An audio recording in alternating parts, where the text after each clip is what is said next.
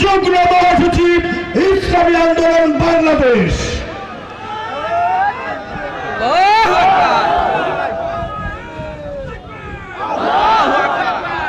আসসালামু আলাইকুম ওয়া রাহমাতুল্লাহি ওয়া বারাকাতুহু। নাহমাদুহু ওয়া নুসাল্লি আলা রাসূলিল কারীম, আম্মা বা'দ। ইসলামী আন্দোলন বাংলাদেশ কলাপাড়া উপজেলা শাখা কর্তৃক আয়োজিত আজকের এই বিশাল গণজমায়েতের সংগ্রামী সভাপতি,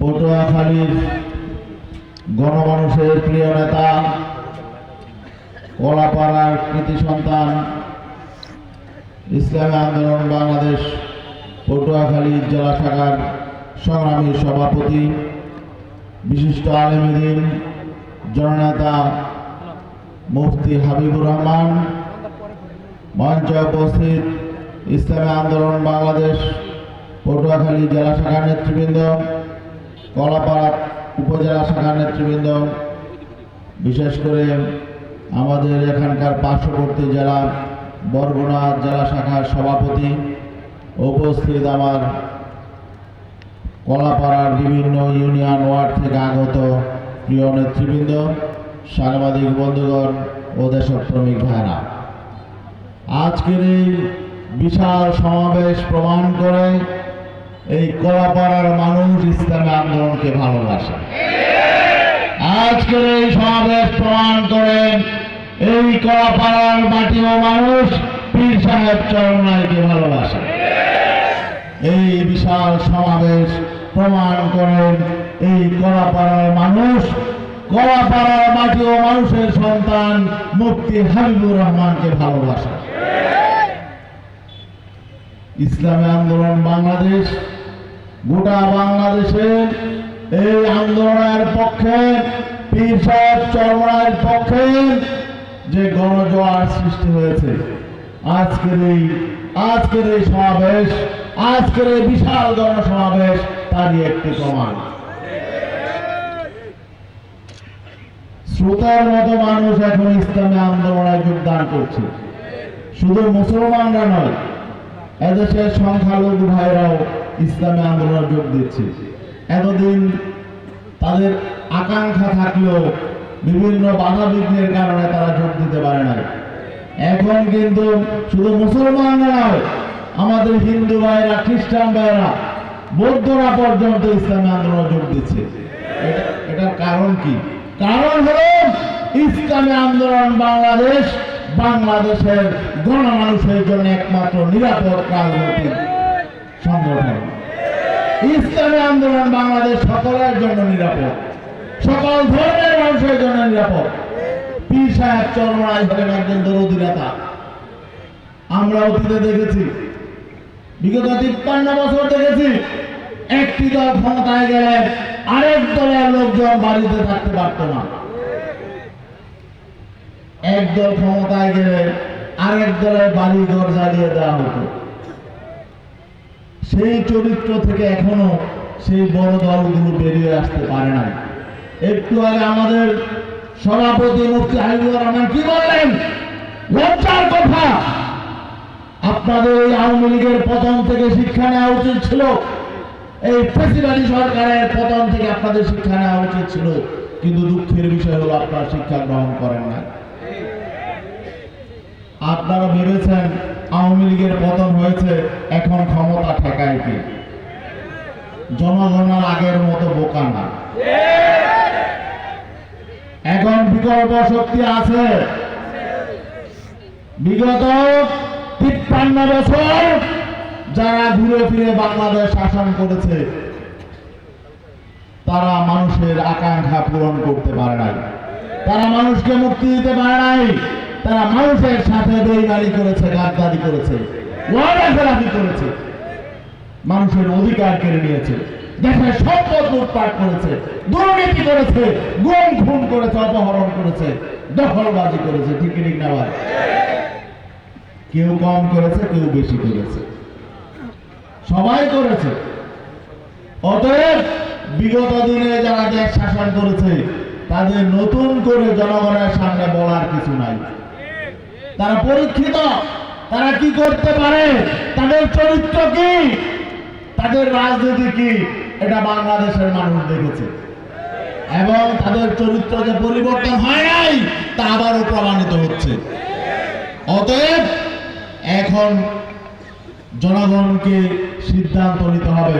আগে সেই পচা রাজনীতি, আগে সেই গান্দা রাজনীতি, আগে সেই প্রতিহিংসার রাজনীতি, ধ্বংসের রাজনীতি, সেই পথে আমরা ফিরে যাব নাকি কল্যাণের রাজনীতি,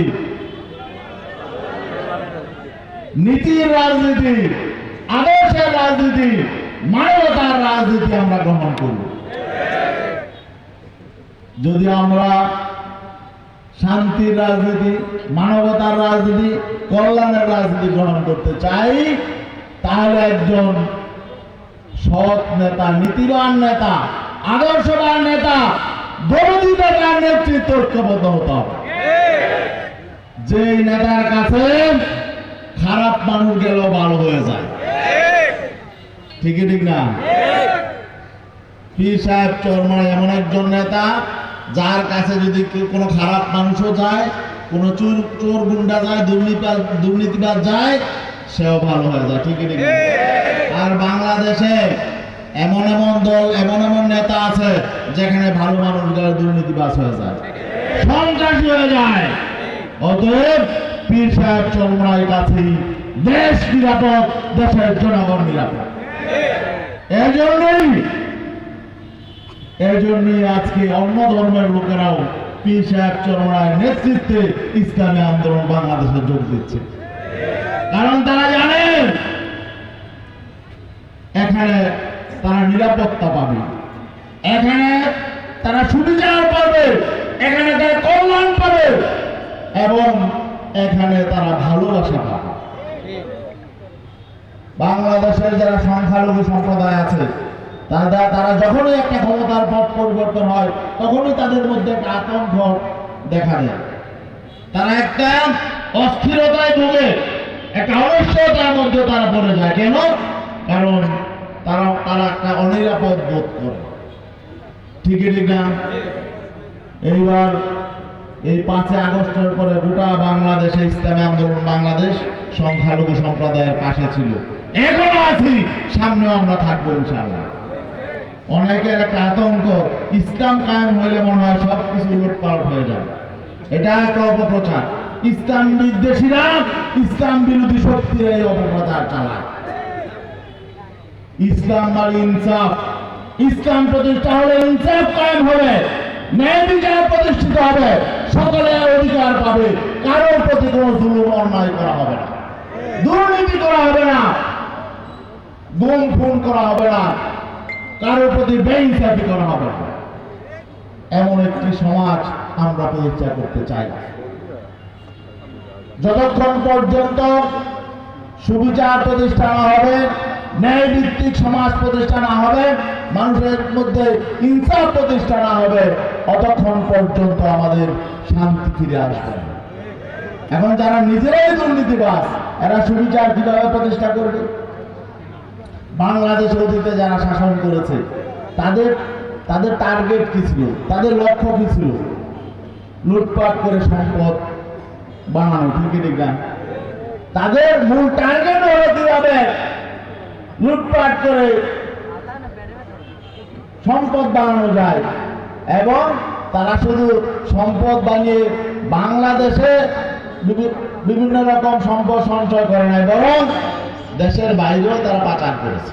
এরা দেশদ্রোহী, দেশের শত্রু। কিন্তু ইসলামী আন্দোলন বাংলাদেশ এর মধ্যে, ইসলামী বাংলাদেশের মধ্যে কি কোনো দখলবাজ আছে, কোনো চাঁদাবাজ আছে, কোনো সন্ত্রাসী আছে? আলহামদুলিল্লাহ, ইসলামী আন্দোলন বাংলাদেশ এমন একটি সংগঠন, এখানে যদি সন্ত্রাসীরাও যোগ দেয়, পরিবেশের কারণে সে ভালো হয়ে যায়। আর অন্যান্য রাজনৈতিক দলে একজন ভালো মানুষ গেলে পরিবেশের কারণে সেখানে চাঁদাবাজ হয়ে যায়, সন্ত্রাসী হয়ে যায়, লুটেরা হয়ে যায়। এই জন্য আজকে আলহামদুলিল্লাহ মানুষ দেরিতে হলেও বুঝতে পারছে যে যারা বিগত দিনে দেশ শাসন করেছে এরা যদি আবার ঘুরে ফিরে শাসন ক্ষমতায় আসে, বাংলাদেশের মানুষ শান্তি পাবে না।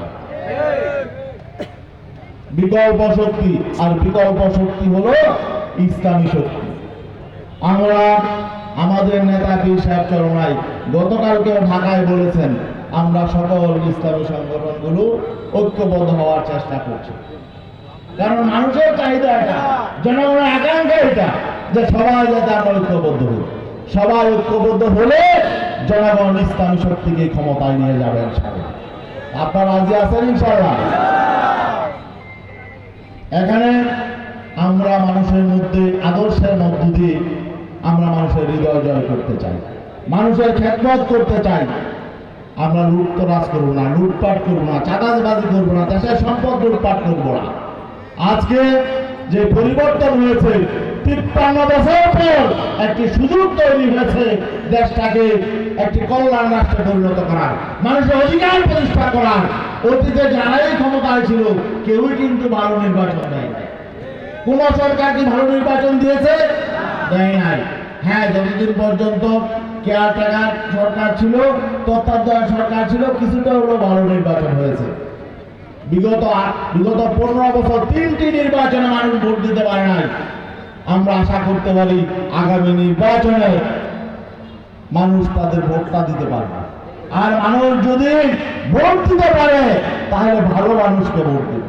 আপনারা কি ভালো মানুষকে ভোট দিবেন না? নাকি যারা লুটপাট করে, দুর্নীতি করে, চাঁদাবাজি করে, মানুষের সম্পদ হরণ করে, মানুষকে নির্যাতন করে,